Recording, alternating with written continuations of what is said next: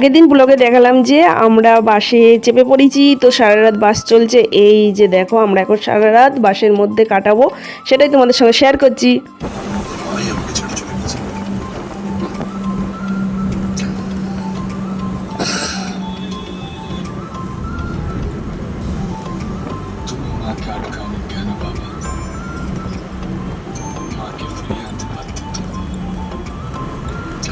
পরিস্থিতি কন্ট্রোলে ছিল না।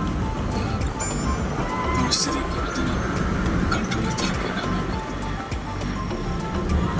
শুধু ভালোবাসাটা নিজের কন্ট্রোলে থাকে।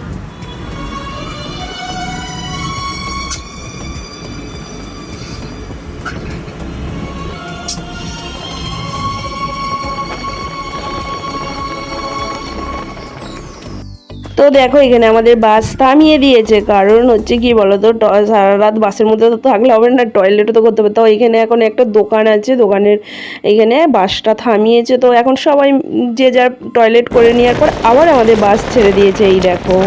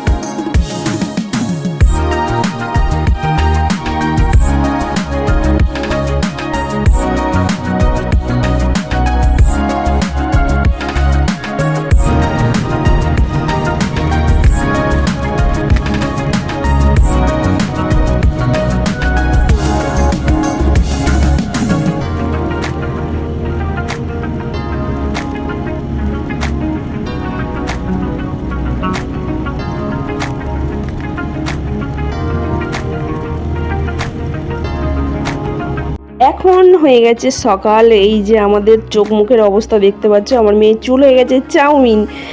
তো এখন নন্দনকাননে এসে পৌঁছে গেছি, আর এই যে নন্দনকাননের ভিউটা দেখো, জাস্ট অসাধারণ। এখানে এখন বাস থামিয়েছে, এখন দুপুরবেলা খাওয়া দাওয়া করে তবে এখান থেকে বাস ছাড়বে।